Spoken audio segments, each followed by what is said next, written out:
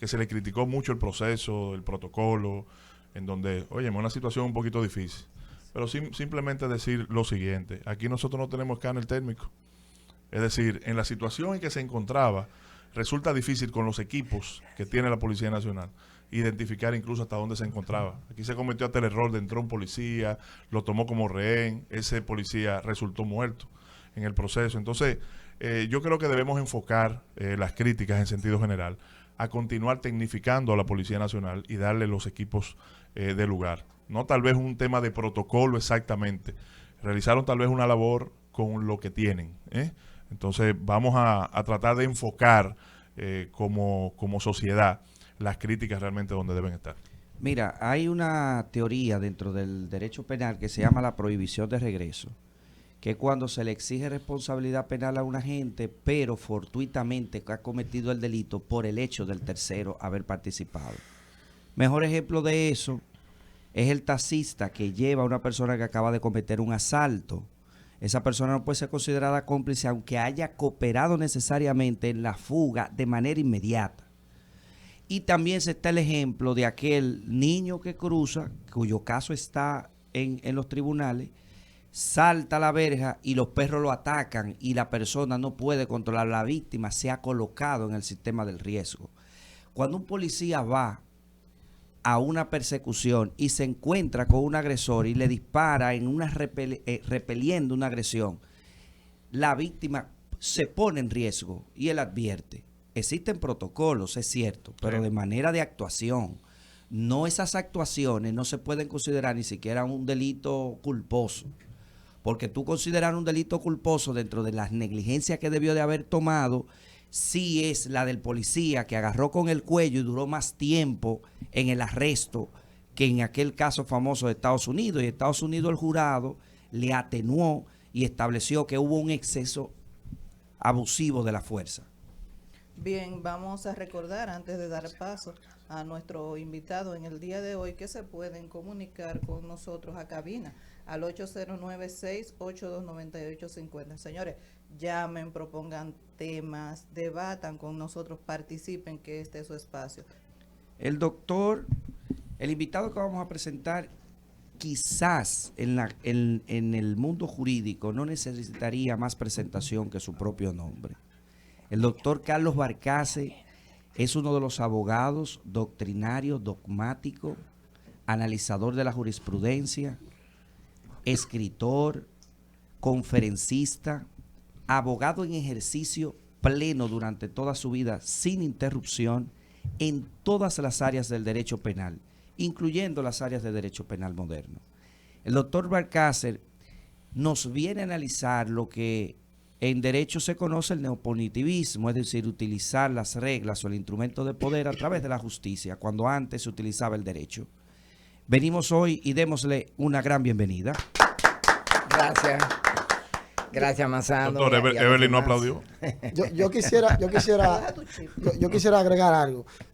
Para mí y para muchos, el doctor Barcase es libra por libra probablemente el mejor penalista. Yo creo que sin el probable. Yo creo que ha dado la República Dominicana. Un maestro de maestros. Además tiene una obra que yo creo que en la biblioteca que falta esa obra está incompleta. Eso es así. Así es. Así que gracias, bienvenido. Y a los demás, gracias. Quisiera que le descontara un pequeñito por ciento, ¿no? Que es el ITEVI, ¿verdad?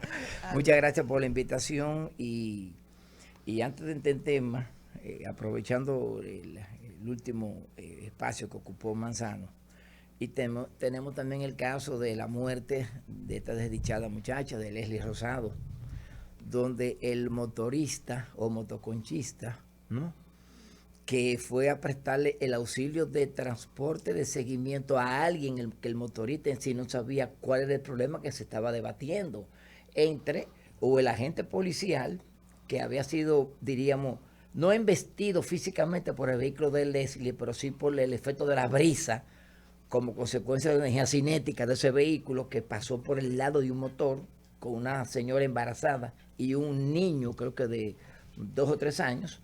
El motorista acude a darle auxilio al policía, darle seguimiento al vehículo que el transportista benévolo, como le llaman la jurisprudencia, al bolero, ¿verdad?, estaba lejos de que ese Mercedes-Benz había ocasionado un accidente. Bueno, pues ese motorista le dieron medidas de sujeción. El mismo día y por el mismo tiempo, vamos a llamarle que diríamos al autor, al señalado, investigado como autor de la muerte de esa desdichada muchacha. Es decir, fíjate que ese tercero excluido, vamos a llamarle, de la génesis del problema, está padeciendo prisión preventiva. Eso es increíble. Doctor, como usted viene a hablar de neopunitivismo, Zaffaroni hace 10 años, en una conferencia que está en YouTube, la pueden ver, hablaba que en Latinoamérica el 70 y el 75% era de prisión preventiva. Y esa respuesta de la insuficiencia del Estado solucionar el conflicto elevó la prisión preventiva, adelantándola a casi a un derecho sustantivo. Y hoy, en las medidas de coerción, se conoce casi la gravedad del hecho, la culpabilidad, y esa es la razón, decía él hace 10 años, que se daba prisión preventiva, porque se había distorsionado la función de la como medida cautelar, y utilizar la prisión preventiva como último. Sí, sí. ¿Cómo usted ha visto en los últimos 10 años el deterioro, y sobre todo los últimos 3 años para acá, el deterioro del sistema de justicia con este neopositivismo, neopenalismo en el derecho actual? Fíjate, ya que mencionaste un hombre obligado, ¿no?, que es Eugenio Raúl Zaffaroni, puedo manifestarles, sin ufanza naturalmente, de que yo fui la primera persona que presenta a Eugenio Raúl Zaffaroni al foro académico penal. Con el libro Estructuras Judiciales, la No segunda, antes. de eso. Estructuras Judiciales lo puso en circulación el entonces comisionado de la reforma del Poder Judicial, que fue en el alma mater, ¿verdad? Me parece, sí, fue el alma ahí mater. fuimos al... Sí, yo recuerdo, me recuerdo que te vi ahí. No, estamos hablando, ese acontecimiento fue en el 2000, el que tú hablas fue 2007. Yo presenté a Zaffaroni en el 1989. Estamos hablando prácticamente 40 años. En ocasión del primer posgrado que realizó la Universidad Estatal. César Pina, Toribio y Roberto Santana hicieron los contactos para traerlo aquí a él. Y me pidieron, en este caso César, me pidió encarecidamente que lo presentara. Él era la persona ideal, naturalmente, para presentarlo ante 99 estudiantes.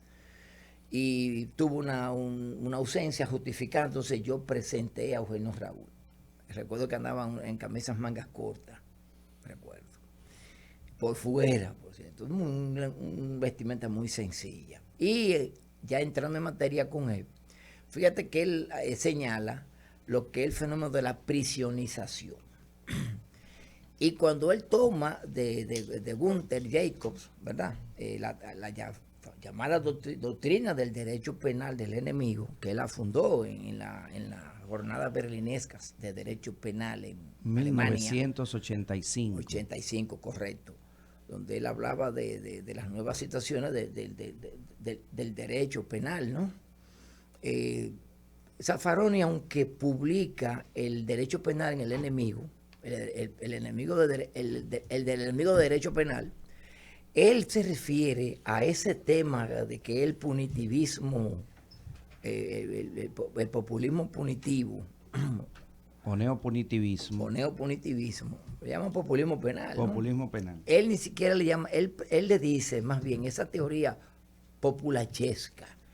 Él un poquitico, Zaffaroni es menos, es más agresivo con el tema. Fíjense, hay una situación. Todos sabemos que el derecho penal es el instrumento más severo dentro del sistema de control social. Es lo más temible. Es útil, es científico, pero también es humanista. A grado tal de que te soporta. Estamos hablando del Código Penal francés del 1800, que trajo aquí el ejército haitiano, ¿verdad?, aquella mañana del 9 de febrero de 1822. Que sí, bien es cierto que fue válidamente adecuado por resolución, por decreto ley de Lili del 20 de agosto de 1884, se venía aplicando en el país. Pero tenía ese código y tiene el artículo 463, que son las disposiciones generales, llamadas circunstancias atenuantes, que no las señala porque es imposible señalarlas. Como imposible señalar las causales de una persona ultimar a otra, por lo que aplica una tarifa legal de 3 a 20 años. Es imposible tú encajar un modelo, un modelo más bien, de forma mecánica de un homicidio, porque es imposible. Bien. Entonces, en esa situación, llega aquí a Occidente, que es más bien de estas latitudes, el tema del neopunitivismo. ¿Qué ocurre? Que ese populismo punitivo tiene su ambiente, nace en la esfera legislativa. Naturalmente, es un asunto de modificar la cuantía como una forma de responder ante el déficit de poder controlar, porque nunca se eliminará la delincuencia, de controlar la delincuencia y por ende garantizar la paz ciudadana. Observen que en todas las encuestas que se han hecho en los últimos 30 años, el tema de la seguridad social es un tema latente. Naturalmente, los mercadólogos electorales no desoyen eso y les prestan atención. Naturalmente, con un fin mercadológico y demagógico. Entonces, ¿qué hacen ellos? Procuran centrarse en las tarifas de punición. Si esto es un tema, un delito, una infracción que conlleva 10 años, vamos entonces a elevar a 20. Una especie de inflación. Si tomamos rápidamente un pasado que data apenas de 50 años y nos preguntamos, ¿y a quién se le ocurriría pensar que secuestrara a un coronel del ejército norteamericano en función diplomática y militar aquí, de nombre Donald Joseph Crowley, a cambio de solicitar el canje de 21 personas presas por asuntos de política? ¿A quién se le ocurre pensar que le van a condenar a 10 años? Bueno, pena máxima entonces, por eso hubo que hacer una ley, pero de reducir la corte a 7. ¿Cuándo? Ahora mismo tenemos una punición de 30 años para el secuestro, pero el nuevo instrumento penal que tiene el Congreso estancado de forma increíble, inútil por el tema del aborto, porque, por favor, respetando naturalmente a la audiencia, esto es un país de abortistas. Y sé por qué. Pero antes de que usted pase, doctor, ahí, entonces podemos decir, del discurso que usted dice, el análisis que siempre se ha hecho de que el poder punitivo no es derecho penal. No, por Dios. Porque el poder punitivo en las épocas autoritarias y en las dictaduras hay menos delito porque el control del conflicto, digamos así, delincuencial está en manos de los militares en la represión. Correcto. Es en democracia que se toma el neopunitivismo a través de aumento de pena y se le deja a los jueces la resolución, cosa que tenemos que enfrentar hoy. ¿Es eso una base claro, científica? No solamente, tiene tanta razón que tenemos un caso reciente, señores. El discurso, y no quiero obviamente con este tema politizar mi intervención porque no es el fin. Fíjense que el último brote, vamos a llamarle de recrudecimiento de delincuencia, el gobierno mandó a las huestes militares a los barrios y enviaron tanquetas a la Puya de Arroyo Hondo. Eso salió en todos los medios de comunicación, tanquetas, y al Capotillo. Pero a los 3 días ya las tanquetas no estaban en los barrios. ¿Qué me dices tú a mí? Que independientemente de que un patrullaje preventivo, disuasivo, ya tú terminaste con el fenómeno. No, por favor, eso no es así que se combate. Entonces, por ejemplo, si tú te paras en Plaza Sol, en Madrid, ¿qué tú ves ahí? Tú ves un patrullaje, por un lado tangible, pero por otro lado disimulado, sin reprimir, pero está ahí, fundamentalmente para el sector turístico. Y luego tú lo ves en Champs-Élysées, en París, cerca de la Torre Eiffel, en los Campos de Marte, cerca del Louvre, donde sea, y en Roma por igual, por Vaticano, donde tú quieras, tú la ves disimulada la patrulla, pero no coercitiva. Entonces, ¿qué implica eso? Esos son ensayos, improvisaciones, como procura de conjurar el tema delictivo. El tema delictivo, independientemente de lo que tú has dicho, que se dio en las dictaduras fundamentalmente de América Latina, porque el punitivismo es un fenómeno tercermundista. ¿Por qué?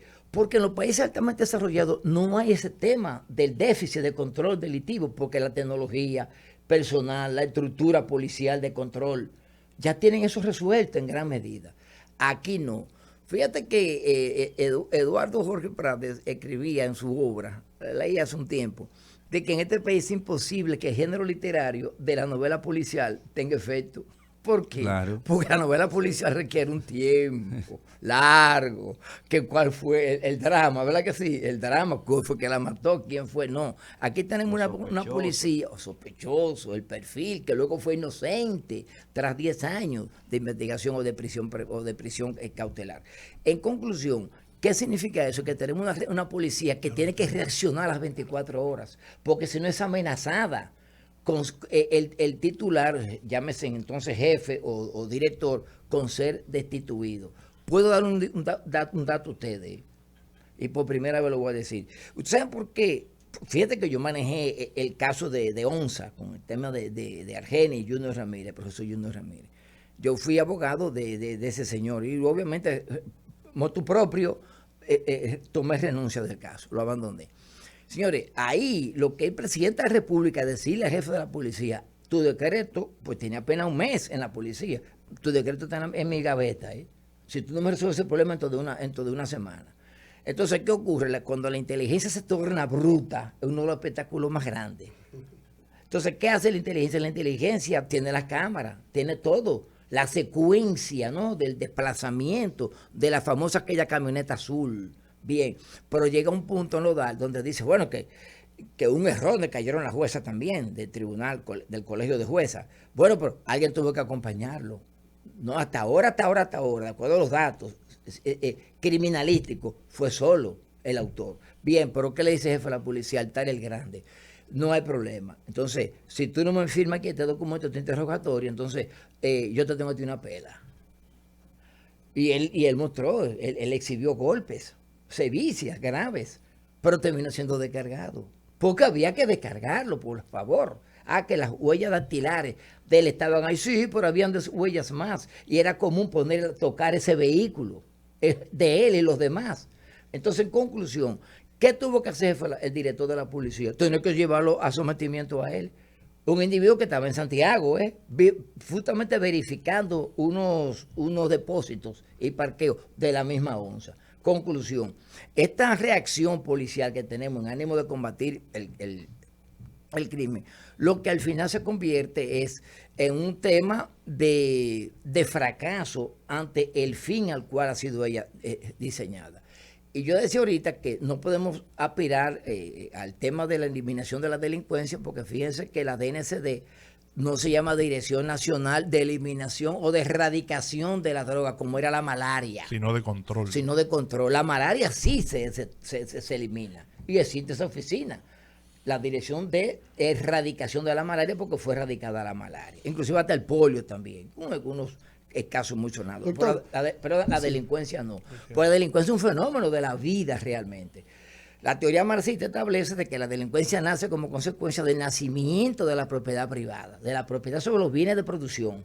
Yo lo entiendo también que es así. Cuando alguien vio un excedente en la producción y dijo, espérate un momentito, que en excedente es yo poner a trabajar a otro para que trabaje para mí. Y ahí naturalmente ante esa desigualdad social que nace, ¿no?, ancestralmente, entonces de ahí se derivan primero circulante, producción, abuso, atropello, etcétera, etcétera. Y ahí naturalmente nace el tema de la delincuencia y ya la ciencia sociológica y criminológica entendió de que no tiene un tema de eliminación.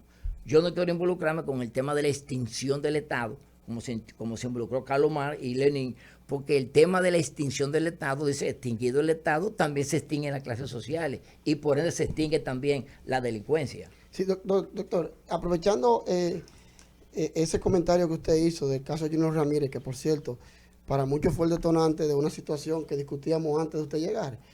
Yo escuché al profesor Ricardo Nieves hacer un análisis interesantísimo desde el punto de vista penal, estableciendo que si un hecho como este se pudo haber producido solo, sin la asistencia de ninguna otra persona. No estamos diciendo que los que fueron sindicados son los que tuvieran que ver, sino de que si es posible, digamos, en términos criminal, usted disparar a una persona solo en un lugar trasladarlo a otro, amarrarlo usted a dos blogs, tirarlo usted, tirar los blogs, sin que nadie interviniera, número uno, y número dos, además, sin ninguna orden para hacerlo. Es decir, usted motu propio decidió hacerlo.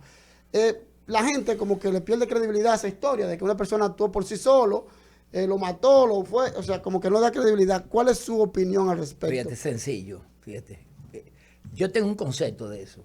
Naturalmente yo no puedo reñir con la ética, porque fui abogado de Claro, él. claro. Ahora, yo tengo una grabación que obviamente está inédita, pero él me autorizó a que la grabara. Y consta la voz de él autorizando a que la grabara. En síntesis, de que cuando él llega al parqueo administrativo de la UAS, previa comunicación que él tuvo con el Oxiso, saliendo de la 11, me dice que iban 2 personas con un perfil de policía, que yo fui el primero que dijo eso. Y que esos 2 policías, o supuestos policías, se van en el vehículo de la camioneta azul, vamos a llamar la camioneta azul, creo que una Ranger, y ese va en otro vehículo. Cuando llegan al parqueo citado, se colocan paralelos los vehículos.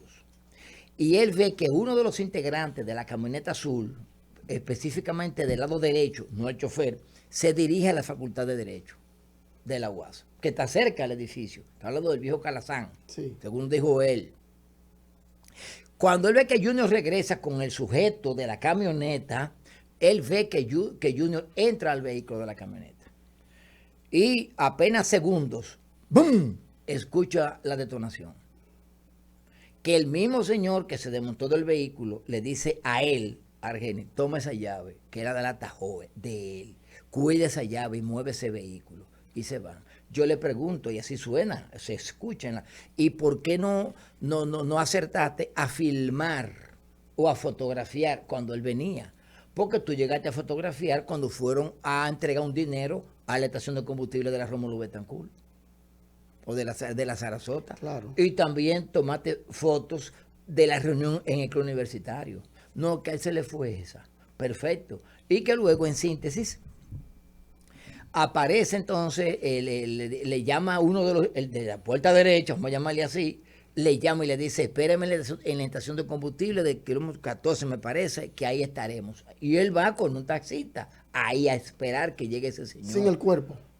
No, es que, no, porque con el cuerpo se fueron a la camioneta azul. Exacto. Entonces regresa a la camioneta azul a las 7 de la noche. Regresa conduciéndola el chofer de siempre y el de la famosa de la puerta derecha, que es el que va a buscar a Junior, viene en un motor. Le entrega la camioneta azul a su propietario, que también yo fui abogado de que le vende ese vehículo a él, un infeliz que vino aquí a bautizar un muchacho. Y cogió 1 año preso de prisión preventiva.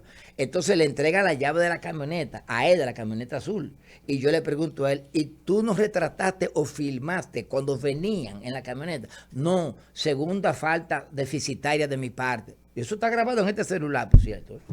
Bien, se van en el del conductor, aborda la motocicleta y obviamente le deja sola a él la camioneta azul. Bien, yo le pregunto, ¿qué había en el interior de esa camioneta? No, un desastre, doctor. Yo estoy esperando que me dé una palabra, que es la clásica, la necesaria. O sea, sangre. Porque se escuchó una detonación. Él no hay forma que me diga la palabra sangre. ¿Qué encontraste ahí? Mucho un desorden de documentos, etcétera. Se va por los documentos, digo yo. Y no había sangre. Ah, pero claro que sí, doctor. Muchísima sangre. Bien. Y tú sabiendo eso, con un cristal, con un orificio, tú recibiste esa camioneta así. Yo temía que me mataran. Más nada. Y él viene y se va con el vehículo. Bien. Para terminarte. Yo tengo una reconstrucción histórica mía, Wow, interesante. de lo que ocurrió ahí.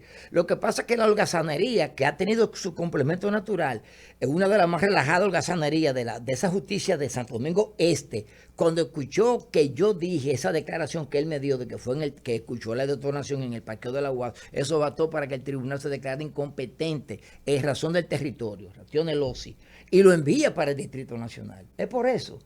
Entonces, ¿qué ocurre? Cuando someten a la esposa de él, que yo fui su abogado de ella también, naturalmente yo le critiqué eso a Olga Dinal, le dije, pero ven acá, es que hay una certificación, que esa señora entra al banco de reserva de Carrefour a las 8:20 y sale a las 5:15. Entonces hay una llamada telefónica que Argenis hacia su hogar y levantan el teléfono. Dice el Ministerio Público que ese teléfono lo levantó la señora y cuidó el cadáver, o sea, lo encubrió. Bien, por eso es que ella entra como ocultando el cadáver en la primera etapa, correcto. Yo no, ella estaba laborando y yo hago una propuesta de diligencia. La propuesta de diligencia dura 1 mes y 40 días de mano de esos zánganos, de esos fiscales de Santo Domingo Este. Yo lo tuve en un día de departamento de personal que se regaba la vestidura y fueron rápido conmigo, pero ese señor se pasquitó toda la tarde y toda la mañana. Al ver eso, este nuevo orden del Ministerio Público da un giro y la saca a ella de encubrir el cadáver, entonces le involucran con la complicidad en la tenencia de armas de fuego. Un arma de fuego con un permiso legal, por favor. O sea, esa muchacha debe necesidad de haberla procesado con un niño de 8 años deambulando de tía en tía y de mamá en mamá y de abuela en abuela. Bien, eso nació cuando Jean Alain, y terminó con la Procuraduría de Miriam Germán, para que estemos claros, y soy abogado de Jean Alain. Bien, entonces, ¿qué implica esto en conclusión? Sencillo. Yo siempre lo decía cuando fui abogado de este muchacho de Argenis. Junior lo que estaba dedicado era estar chantajeando gente. Simple y llanamente, por eso le radica una querella a Víctor Díaz Rúa y le lleva la litia al TCA. Y misteriosamente él desiste de la acción. Y no le da una explicación a la población porque yo estoy desistiendo. Sin forma, no hubo forma. Entonces él tomaba elementos internos de ONSA que estaban en el tráfico de influencia y de corrupción, obviamente, chasis de los vehículos de los chinos, de los Mercedes-Benz, para cambiarlo por los chinos, etcétera, etcétera. Le sabía todo eso, el chapeo de chasis, y le pasaba informaciones a Argenis y a Junior. Entonces Junior, en combinación con varios periodistas que se quieren meter abogados después de viejos, iban a hacer programa un día antes de la audiencia en el TCA. Entonces, en conclusión, cuando Junior viene, por eso es que la UAS se desliga subrepticiamente del tema. La UAS no siguió como con Febrillet. ¿Qué pasó en conclusión? Para mí, que él subió al vehículo. Él subió al vehículo y le negó una parte alícuota del dinero del chantaje. Simplemente, cuando se desmonta del vehículo, hay una discusión agria, obviamente, que se va a desmontar. Por eso es que el disparo es occipital y sale por el orbital izquierdo hacia adelante, porque le dio tiro aquí, de espalda hacia adelante, más nada.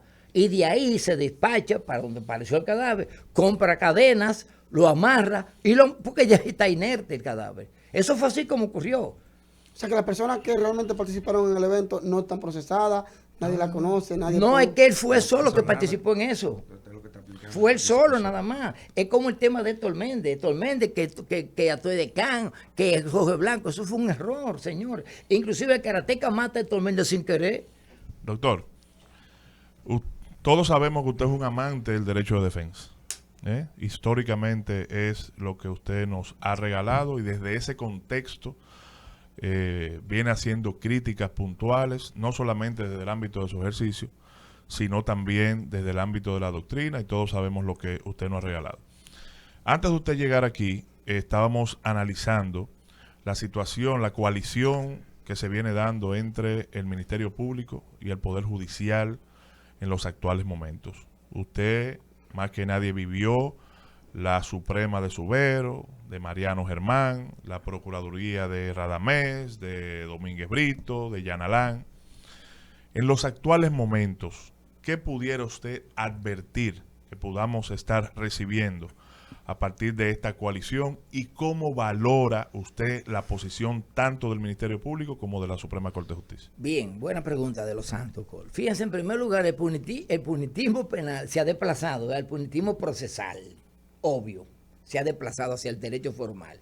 Veamos, vamos a partir de lo último. Un discurso que escuché de la directora de investigación del Ministerio Público, Reynoso Gómez, un discurso ocioso porque, en primer lugar, está manoseado y es recurrente el discurso. Señores y damas aquí presentes, ese término de jurisprudencia de la impunidad lo estrenó Berenice Reynoso Gómez en ocasión, el último estreno que ella le dio, el último reuso que le dio ese discurso, se lo dirigió fue Miriam Germán.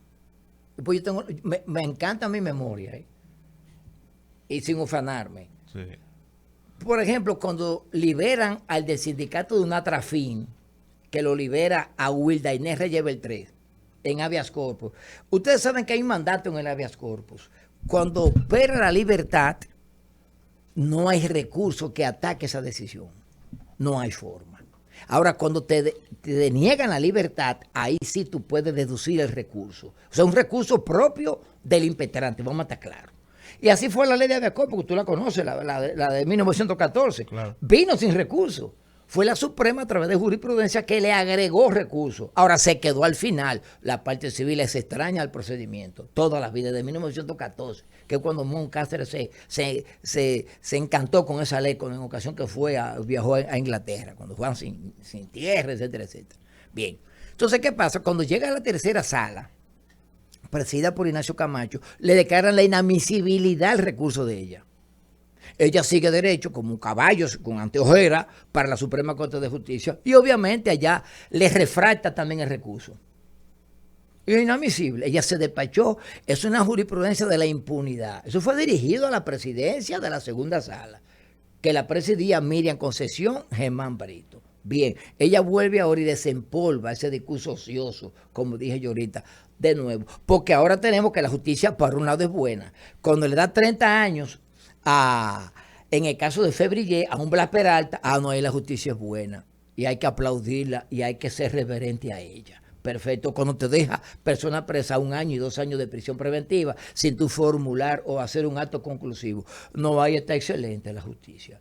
En este caso, la justicia procesalista, que tiene sede en la jurisdicción de la instrucción, que ustedes lo conocen al dedillo. Y ahora con la justicia punitiva, la del fondo, ya sea unipersonal o colegiada, entonces ahora es mala. Ahora es mala, pero ¿por qué ahora es mala? Porque es que ya viene con una queja déficit ante déficit, ya vino con los 3 brazos. Entonces también yo estuve involucrado en ese tema. También viene con el tema de los tucanos. También viene con el tema ahora de onza. Pero hay un detalle que es lo que yo decía, señores, por favor. Pero hubo un discurso barato y demagógico de que el tema de Junior fue un crimen de Estado, pero en ocasión del cambio de gobierno, esta fue la mejor oportunidad para demostrar, sí o no, de que tras el crimen de Junior Ramírez estaba escondido el poder punitivo del Estado a través de la delincuencia organizada. ¿Y por qué no se hizo eso? Le hicieron un favor a Jean Alain. Se lo encubrieron a Jean Alain. No le van a descubrir a Jean Alain que tenía una red de criminales en el Estado que mataron a Junior. Pero lo mismo con David Ortiz. Con David Ortiz pasó el tema. 2 años de crítica. No, que fue el Estado, que esto, que fue David Ortiz. Pero vino la investigación cuando Jean Alain. Pero la nueva autoridad sigue con el sometimiento con 14 gente presa en la provincia, en razón del territorio. Perfecto. Y ahora viene David Ortiz, después de decir que fue cierto la investigación oficial estatal, que fue cierta, verdadera, no, que sale con un informe de esa gente de la CIA, de que no, que fue diferente. Perfecto. ¿Quién toma el caso? Rodolfo Piñeira Ceballos. Y anuncia, bueno, yo voy a tener el caso, porque Miriam no toma ese caso, como consecuencia de la derivable de la inhibición. Bien, transcurrieron 7 meses porque estamos mirando el reloj. Él no ve el reloj, yo veo el reloj. Y a 7 meses que no da respuesta al tema de David Ortiz, él viene y llama subrepticiamente a una periodista del Caribe y le dice, yo hablé con los abogados de David Ortiz y me dicen ellos que no hay un informe escrito de esa investigación. ¿Cómo? No. Y algún elemento probatorio, un video, una voz, algo, ni menos hay eso. No hay nada de eso. Él fijó posición sobre eso. No. Están ayudando a Jean Alain a no descubrir cuál fue el verdadero criminal o el de Rosín, el de atrás. El autor mediato. El autor está. Pues entonces, sáquenselo a Jan para que completen el cuadro imputacional y le agreguen un homicidio. Sí, pero también hay que verificar, doctor, si el mismo David Ortiz tiene interés de que eso surja de manera formal.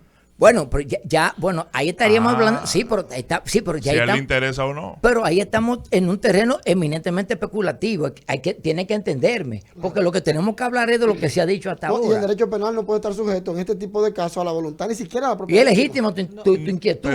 Perdón, no, óyeme, lo que estoy diciendo, yo estoy claro. No, él tiene su importancia, con lo que está apuntando el doctor Valcárcel. Ahora bien, hay que ver en qué escenario, porque cada persona tiene su histórico conductual, y nosotros podemos ver en cuáles espacios, ¿verdad? La víctima se mueve. Correcto. Y yo tengo derecho a pensar de que tal vez en este momento a él no le convenga una posición formal de la autoridad y que se quede ahí. Ahora, eso hay que aclararlo y el mismo Ministerio Público debe claro. poner en mora a ese organismo Claro. investigativo, porque ya tú lo hiciste público. Perdón, cuando tú haces público una investigación de ese tipo, eso es un hecho notorio. Claro. Ya tú dijiste, mire, esto es lo que hay. Trascendental. Trascendental. Entonces, pongan en mora a ese organismo investigativo para verificar si tiene interés o no y a partir de ahí entonces fijen No una sabe posición si lo nacional. pusieron, Ese- No lo han ese- hecho. Galán. No, no, Ah, no lo no, han no, hecho. no, Esa es mi no. pro- esa es mi Ellos no, propuesta. perdóname, perdón, un 30 segundos, no lo han hecho porque es que el Piñera llama por el pasillo de atrás a la periodista. Ella me llamó, la periodista, Ella me llamó y conservo su WhatsApp aquí. A mí me gusta hablar con elementos probatorios tangibles.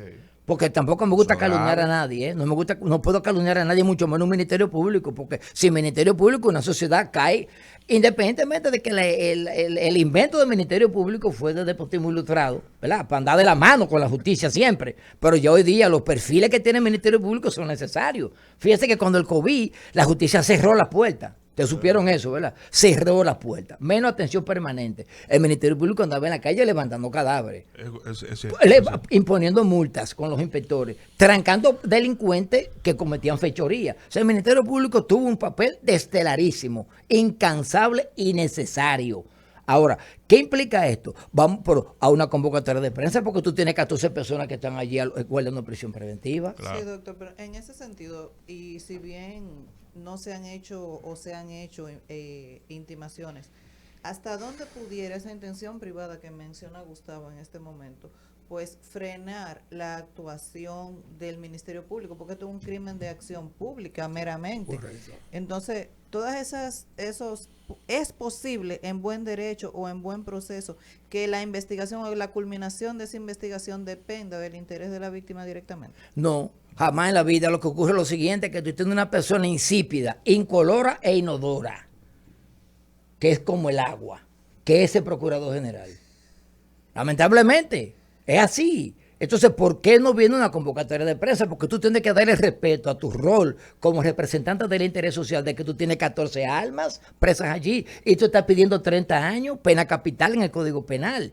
Entonces, hubo un tema, como tú señalas, que mantuvo en vilo esta sociedad durante 2 años y a lo que yo he dicho es que se dio, señores, la refracción de la luz de la fotografía que toma el delincuente ubicador, que refleja la luz de una hielera en el pantalón de David Ortiz. Ese es mi criterio. Yo endoso esa situación, eso es verdad. Pero doctor, pero discúlpame, Edison, pero doctor, ahí es que yo voy. Y es que por eso que yo digo que la autoridad debe hacerse sentir en su condición de que preside la acción pública para fijar una posición. Segundo, ¿cuántos policías hay en el caso? ¿Cuántos policías? No hay Ninguno. No. ¿Usted no recuerda que él decía que siempre daba propinas a los policías y que siempre había una unidad de la policía cuidándolo y que ese día estaba la unidad y que cuando se dio el hecho la unidad hacía 5 o 8 minutos que se había movido del lugar? Probablemente, recuérdate de los Santos Col, que existe lo que se llama la coincidencia y la casualidad, que es una categoría dialéctica. Yo te digo a ti, por ejemplo, yo nací un 13 de noviembre. Mi madre muere un día 13. Sí. Mi teléfono es 13. Mi casa es número 13. Y a mí me anitían un día 13 de septiembre. O sea, son coincidencias. Vamos a estar claros en eso. Que la patrulla ese día se fue. Bueno, no es una Y patrulla. yo soy su discípulo aventajado y mi papá nació el 13 de noviembre y yo nací, No me diga eso. y yo nací en Hace noviembre. 13 años Oye, que eso, Yo soy su discípulo. A mí Y hace 13 aquí hay años. que pelear conmigo, porque yo soy su discípulo ahí Gracias, leyendo Manzano. con él día a día. Discutimos Claro, 4 horas claro, en claro. pandemia. Bueno, Claro, mira, tú- derecho, no, claro. no nos va a quitar la admiración que todos tenemos sobre el doctor. Así que Ay, si ay, tú crees ay. que va a ser el único, te equivocaste. No, Doctor, porque- una pregunta obligada y que yo creo que todos debemos escuchar, saber, obviamente, dentro del plano ético, si es posible, es la siguiente. En esta semana, la defensa de la que usted forma parte y entendemos que protagoniza, un abogado de la defensa del ex procurador Jean Alain renunció a la defensa y eso estuvo en los foros jurídicos con una carta muy, digamos, muy decente, sin muchas alaracas, dando gracias y deseando suerte. ¿Qué significa eso para esta defensa? y explique a la población que, como reitero, en los foros jurídicos se ha hablado al respecto y queríamos que oficialmente de alguien que forme parte de ella se expresara al respecto con ese punto. Sí, pero hay una lineecita que De los Santos la abordó, el tema de hoy día en cuanto a la justicia y este, vamos a llamarle este enfrentamiento que hay. No, lo que pasa es lo siguiente, señores, parece que hay un nuevo paradigma en el orden judicial. Hay un nuevo paradigma y es respeto al debido proceso, formulación precisa, como láser, en cuanto al tiempo. Naturalmente, tomando en consideración los abonos dilatorios que existen de parte de los abogados y o de los imputados. Y eso está consagrado dentro de la ley 10 del 10 de febrero de 2015, que fue una ley de la mano con el punitivismo populachesco, por cierto, esa ley 10, porque aumentó los plazos, eso es verdad, aumentó más la posibilidad de trancarte, de imponerte medidas de sujeción, pero por ejemplo el plazo de los 5 días que tenemos nosotros los togados en el 298 y 299, ¿verdad? Los 5 días para responder una acusación fueron imposible de salvarlos, porque naturalmente no tenemos colegio, lo que tenemos es un fiasco. Entonces, en cuanto a lo último, 185 artículos modificó esa ley, es una contrarreforma. Sí, una contrarreforma, pero no modificó 298. De los 5 días que te dan a ti para que responda a ese aluvión de documentos probatorios o imputacionales que tiene el Ministerio Público. Para hacerlo proporcional. Le entregaron al Ministerio Público una prórroga de 4 meses, en este caso complejo, naturalmente, pero a ti no te dan 5 días más para que tú respondas en defensa, ¿no? A esa densidad investigativa que le cedieron, vamos a llamarle 2 meses más, como única oportunidad, naturalmente. Bueno, lo que pasa es, doctor, 5 días sería mucho si usted le participan y la investigación, usted participa, usted le aprueban toda su medida, pero eso no sucede. No, pues tenemos el problema, de la carpeta fiscal. Eso es. Que se iba a derribar el edificio. Entonces quiero que usted conteste lo de Joel y vayamos a lo de la carpeta fiscal. La razón por la que Frank, un abogado joven, sale y muy capacitado, por cierto. No, sumamente. Yo a Frank lo quiero como un hijo mío. Pues yo fui amigo de su papá, de Francisco Franco, de Franklin Franco. Fíjate esto. Lo primero es que la idea del contrato a él fue mía. Yo la concilié con Jean Alain y con el mismo Gustavo Biaggi. ¿Qué hago yo? Y es un consejo que lo doy a ustedes también en el ejercicio, si vale el consejo naturalmente. No pacten trabajo y honorarios por un proceso de esa naturaleza hasta culminar con una sentencia de fondo. No, hay abogados que hacen el cuota, bueno, dejemos el cuota lite, que es muy huele a mercantil, sí. Trabajo. No, yo trabajo por fase. Vamos a llevarte el caso de la investigación, que ocupa medida de coerción, ¿verdad? A dato conclusivo. Es un tramo procesal. Bien, claro. Yo te cobro por eso tanto. Un ejemplo. O hasta de un plazo dentro de la misma investigación. Dentro de la misma correcto, muy bien, excelente. No tiene hasta la coerción, por ejemplo. Pero un límite. Pero hay que tener mucho cuidado con el número de imputados. Porque cuando aquel expediente famoso, que fue que se manejó aquí por primera vez a la luz del Código Procesal Penal, que creo que tú eras fiscal, de los casos de los vehículos robados en el plan piloto, yo entré con 6 imputados. Yo defendía a General Yuri Ruiz Villalona. Eran 6 imputados. Una situación cómoda. 72 imputados le involucraron después. Un volteo hacia atrás. 78 imputados en lo que hoy día es el primer colegiado. Entonces, tú tienes que cobrar en la medida que tú vayas al tribunal a sentarte. Ese banco de madera que no lo amansa nadie. Entonces, tienes que mirar la densidad de imputados. Entonces, para terminarte, ¿qué hago yo? Bueno, yo te trabajo por tramos procesales. Bien. Y lo hice igual con Jean Alain. Llegamos a un tramo procesal, hubo satisfacción. Bien, entonces, bueno, vamos a seguir entonces para el preliminar, para la audiencia intermedia, ese otro proceso. Porque el imputado tiene derecho, o el cliente, a buscar el abogado que entienda, porque es muy complejo el tema. Entonces, con él se trabajó solamente hasta la fase de la preparatoria, porque tiene un vínculo dimanante con el procedimiento constitucional. Y administrativo. Y administrativo, correcto. Entonces, él, en este caso, jugó un rol muy particular, por cierto, en este sentido. Ahí no hubo ningún tipo de malquerencia ni nada por el estilo. No. Bueno, doctor, el tiempo se nos acabó.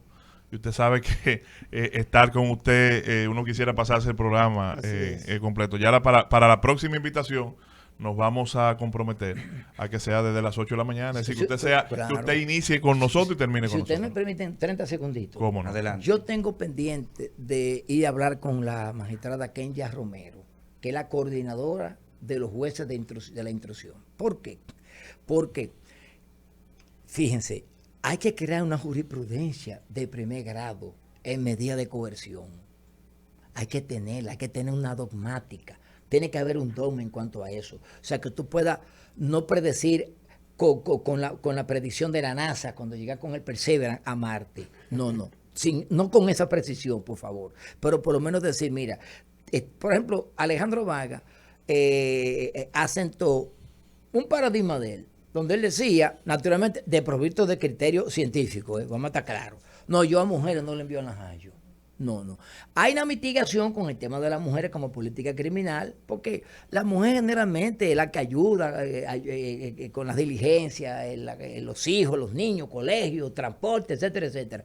Y ser permisivo con ella. Pero no puede ser eso una decisión realmente rasa. Bien, pero por lo menos hasta ahora ha sido así en materia de corrupción o de delitos de cuello blanco. Con mujeres, 0 penitenciaría.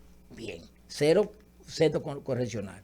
Entonces, es bueno hablar con ella para que los jueces tengan, que son 7 nada más, junto con atención permanente, una especie de decálogo jurisprudencial de orientación a los abogados y mantenerlo eso como hace la Suprema con los boletines y como hacían las cortes de apelación, que ustedes saben que las cortes tenían boletines. ¿Por qué? Porque cuando ustedes llevan un caso a primer grado, corte modifica y te da la razón a ti, te va a la Suprema Corte de Justicia, rechazan el recurso. ¿De quién es la jurisprudencia? Es de la Corte. Eso es así. Mira, yo le voy a decir algo. Excelente recomendación. Y por eso le hice la pregunta ahorita.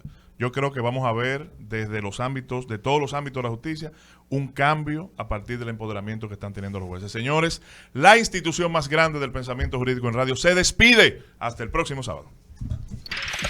Escuchas Legal Radio.